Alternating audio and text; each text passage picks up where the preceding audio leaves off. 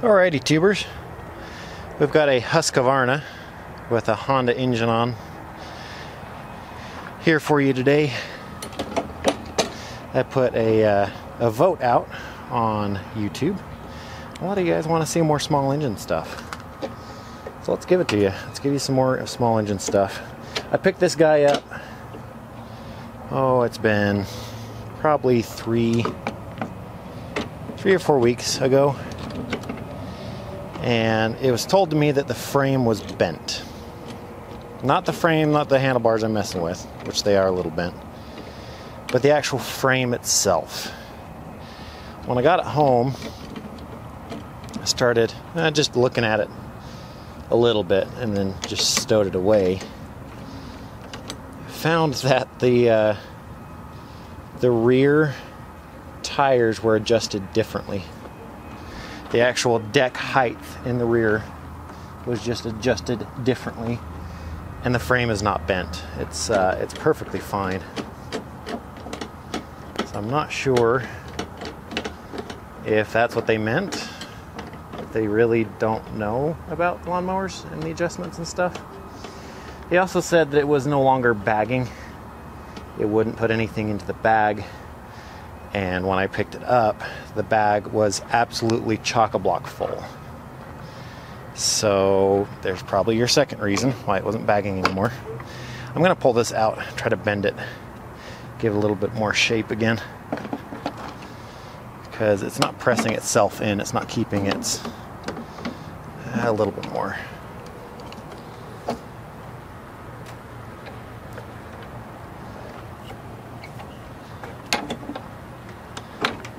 Okay, a lot of it more. There we go. Now it's actually holding itself up. That's good.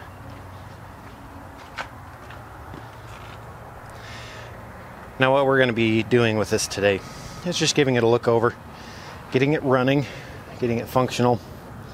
We will then do maintenance. I'll show you how to do maintenance on these engines and mowers. These engines are on everything. It doesn't matter if it's on a Husqvarna or Toro or Troy built. A lot of stuff use this Honda engine, this overhead cam Honda engine, and they're all the same. The shape up here, the top plastic, might be just a little different from engine to engine, but they're pretty much all exactly the same engine. This is a Honda GCV 160. Go ahead and check the oil here. Doesn't look too bad. Yeah, you can't see that. It's up a little full. But one thing is, a lot of people don't realize with Hondas, is when you check the oil on a Honda, let me flip it around so you guys can see. There are threads. There are threads here, and in most small engines you'd kind of screw it back in, pull it back out. In a Honda, you place it in like this and pull it right back out again. Do not screw it in. It's about half. It was saying a little over full, now it's saying half. So that oil's not too bad. We're going to go ahead and change it anyway, because we will be reselling this mower. It'll be going on to the next guy, and we want to make sure it's right for the next guy. So we're going to go ahead and throw some fuel in it.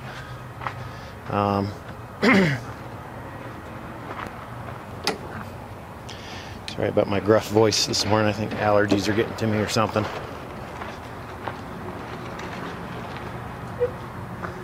Let's see. I'm going to go ahead and throw some fuel in it here.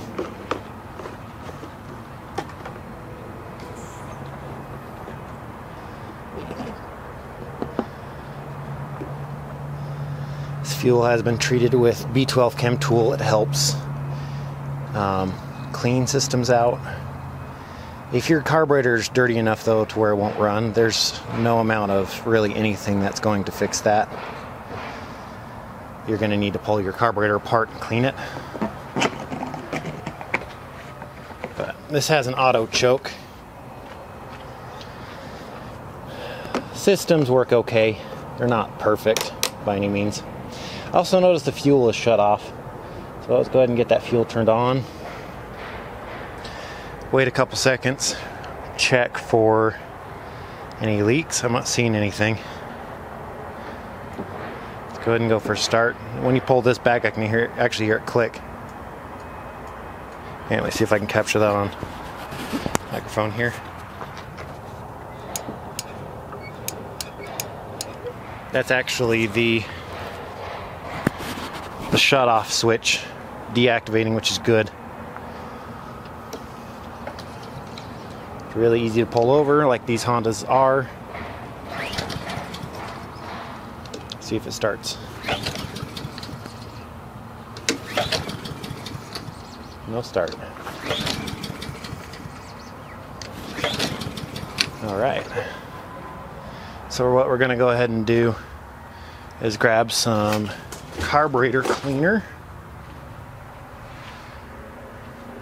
It's flammable. It'll ignite. I'm going to spray some of that directly into the carburetor. And if we get it to start for just a second, shut off, then we know that it is a carburetor issue. But if it does not start, doesn't want to function,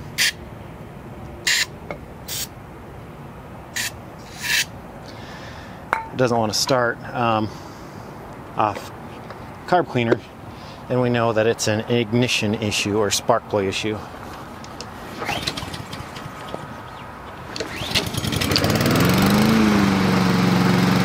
Oh, there you go.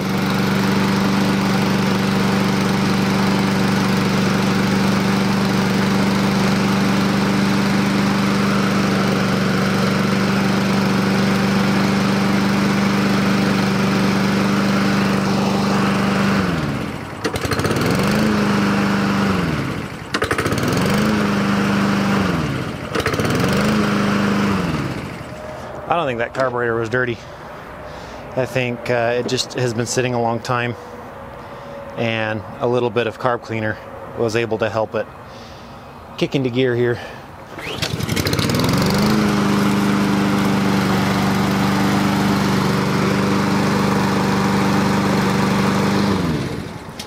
One thing we also need to do is smell the dipstick, as funny as that sounds. Smells like oil. No fuel smell. So what happens a lot is people will leave a fuel shut-off on, or maybe your mower doesn't have a fuel shut-off. What ends up happening is the fuel will leak past the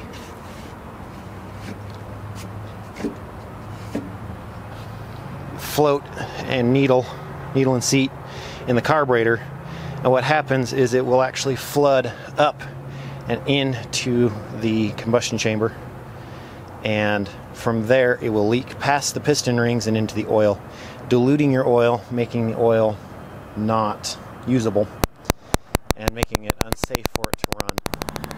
Alright, sorry about that. I just realized that my microphone was having an issue, so I ended up having to go back and got to revisit this.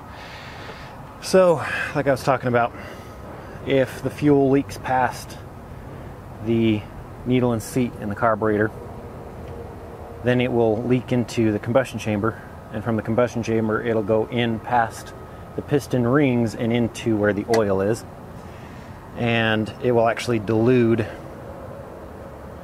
the oil down, changing the structure of the oil, changing how the oil works, and it will wear out your engine very prematurely. It'll do it pretty quick. So that's why we smell the dipstick, is to make sure it doesn't smell like gasoline or old gasoline. If it does, drain it, get rid of it. Really, if you use your lawnmower weekly during the season, say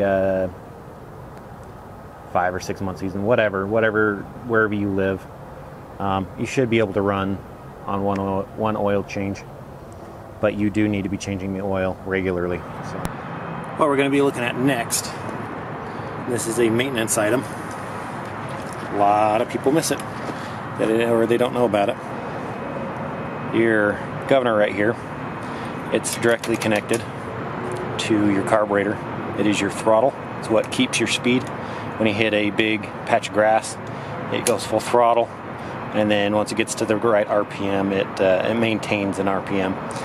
There's a spring right here. When these engines get a little bit older, sometimes they're not set quite right from the factory, but the RPMs can be a little too low. And if the RPMs actually get too low on a lawnmower engine that does not have an oil filter, then it can actually also prematurely wear out the engine. Now, the reason why I say that doesn't have an oil filter on it, if you've got an oil filter, that means you've got a pressurized oil system. If you don't have an oil filter, then that means you have a splash lubrication system. That means something is flinging oil all around the inside of the engine. That's how it lubricates. If the RPMs get too low, that flinging or splashing can not be as much as it should be. So what to do to remedy this and to possibly get your lawnmower to mow even better, handle the deeper grass better, this guy right here is a tab. This is an adjustment, and how you adjust it is just with a pair of pliers. You bend it outwards. I'm going to start it up here. I'm going to make an adjustment to it, and you'll be able to hear that the RPM changes as I bring it up. I'm going to bring it up on this to make it run better, prolong the life. The slightly higher RPM too will blow more air across the fins, cooling the engine down a little bit better too. So let's go ahead and do that real quick. I'll get it started up here and I'll show you.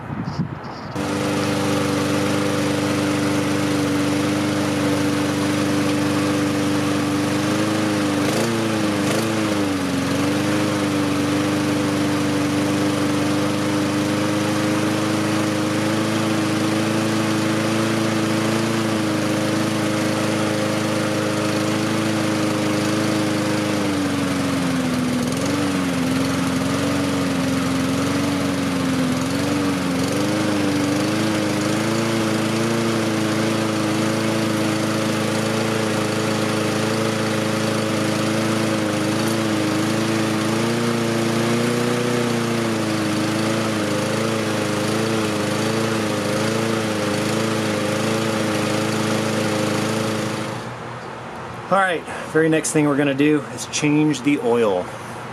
So, one thing you want to do, one of the biggest things a lot of guys miss, you want to let that engine run for at least 5-10 minutes. Go mow the lawn. Go use it.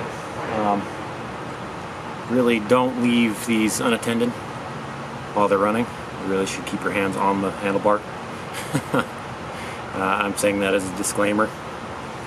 But you want to get the engine up to temperature. It's the biggest thing that a lot of guys miss. Reason being is when your lawnmower sits overnight, sits for a week, sits for the end of the season, whatever. If you didn't change the oil at the end of the season, all of the sediment, anything that's in the oil, will settle to the bottom. And you want to start it and stir up all the junk, all the stuff that's in the oil, to then drain that nasty stuff out of the oil. So Hondas are designed to drain the oil out of the dipstick tube right here. It's the easiest way to do it.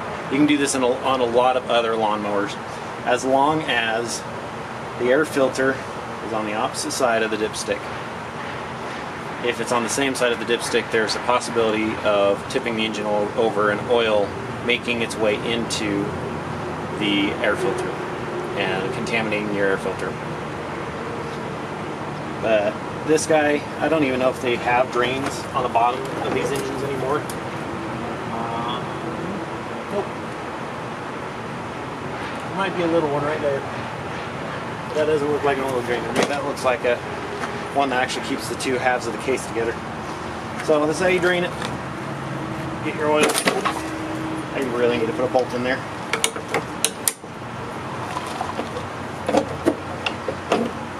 Get your oil pan. It's hard to do on dirt. Tip it up. Let it all drain out. That's some pretty nasty oil, actually. There's a little bit of metal flake in there. This oil probably has never been changed. The way that it looks, brand new oil in a brand new engine, you'll get a little bit of metal flake from it. The engine's still breaking in, and during the break-in process you'll actually get a little bit of metal flake. That's perfectly normal. If you see a little bit of metal flake by your third oil change, you're probably not changing it on time or with the correct type of oil. Make sure you do research and figure out what oil you need for your engine. And I would suggest getting Honda oil for a Honda, or figuring out what weight you're supposed to use in a Honda, which is a 30 weight or a 10W30, depending on what you want and what you need. But finding something that's specified for small engine. If you can find something that's specified for small engine, it'll be designed for the heat and for the stress of an air-cooled engine.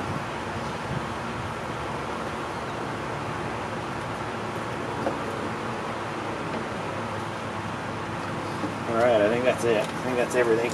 Lawnmowers don't hold a lot of oil at all. I got a little bit more. Tilting it up and tilting it back down again is helping. Be very, very careful. Obviously this oil is going to be coming out very hot. Alright, that's all drained. We're good to go there. If you can see that. See that little bit of metal flake. Very, very fine, which is perfectly normal. Nothing in it looks terrible, no chunks or anything. It just was needing an oil change pretty badly. So let's go ahead and get some oil back in there. Alright, so what we're going to be using today on this mower, I don't have anything else. I'm going to be using some AMSOIL. It's not the cheapest stuff in the world. It's a 10W30. I use this in a couple of things of mine, but it is the only thing I have on hand today. So this is what this lawnmower is going to get. Going to get the good stuff.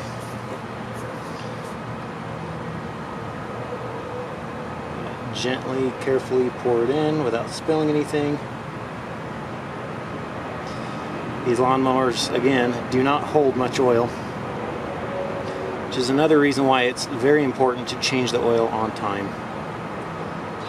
They don't hold much, so that oil is going to get used up a little faster. It's not like your car where it holds 4 quarts, 5 quarts, 6 even. These hold usually less than a quart. It's on the very bottom of the dipstick. A little bit more. On a Honda engine, I usually do not fill to the top of the dipstick. I usually do about halfway or 3/4. If you do full, it's not going to hurt anything. But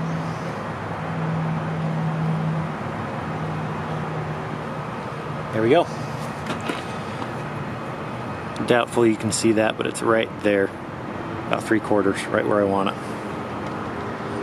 So, oil has been changed. It's got the real good stuff in there now. What next? Let's check the blades.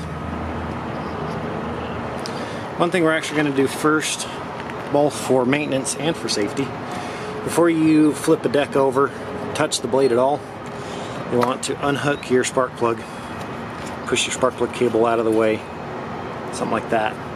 Now you're safe to work on your blade. Check it, remove it, replace it, sharpen it. You don't want to touch a blade without taking that spark plug lead off. But we're going to just take the whole spark plug out here, take a look at it, see what kind of shape it's in. Oh, that's perfectly fine. See if we can get this to focusing. As you can see, a little bit of color. That is perfectly fine. That color is actually nice and healthy. Color you want. what you're wanting to look for as far as wear is that electrode. You've got your threads, you got your ceramic there, right in the middle of it is the electrode, and there's an electrode here. What you're looking for is for that electrode not to be worn down. Over time that electrode will actually get worn down. And this spark plug is perfectly fine. It is an NGK, so it's a good quality spark plug.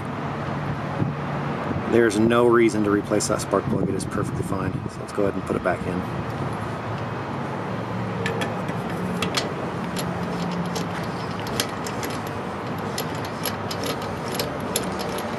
Now when you tighten down a spark plug, if it's new, you want to tighten it down past the crush ring.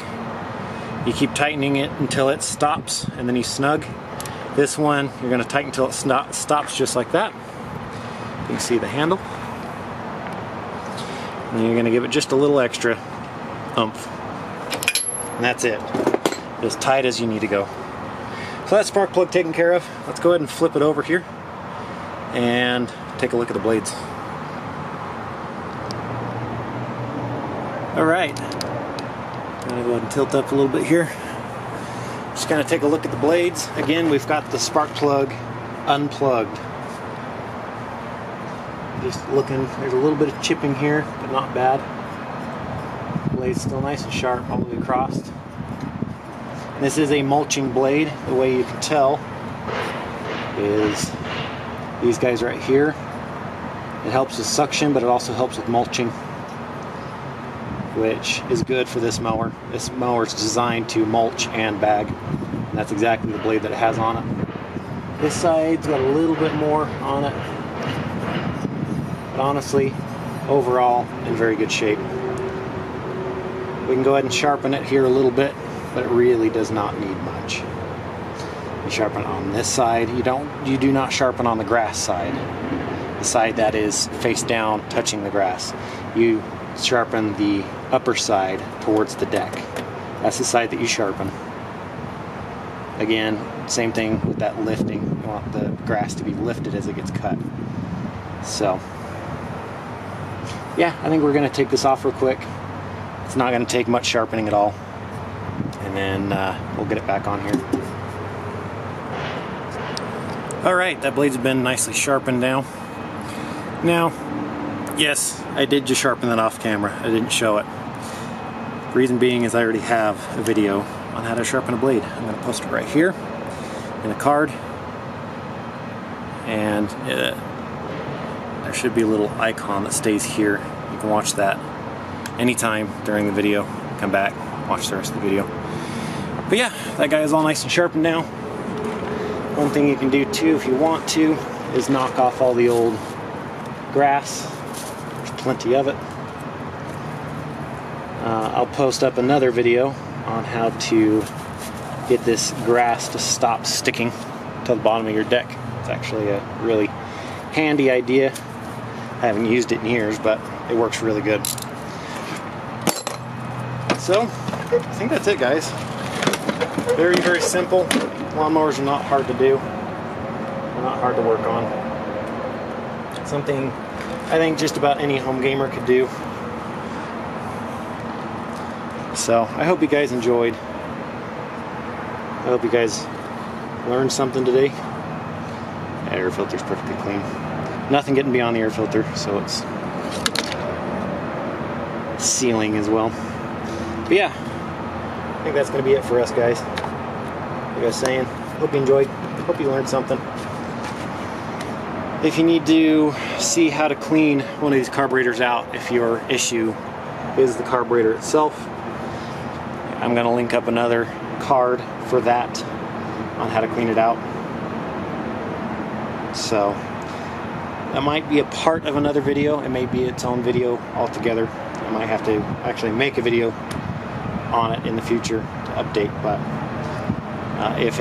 if that link takes you to another video, look in the description for a time card of how to clean the carburetor, and it'll take you right to where you need to go. So at the end of the season, biggest thing you want to do for these guys, shut the fuel off, start it and run it until it's out of gas, or on these Hondas underneath here, There's usually a drain screw. This one does not have a drain screw, so you would just start this and run it until it runs itself out of fuel with that fuel shut off on, you know, the off, turned off, and then let it run out of fuel. It takes all the gasoline out of the carburetor and will make it so it will start and not varnish up that carburetor at the beginning of next season. So hope you guys have a good one. I'll see you later.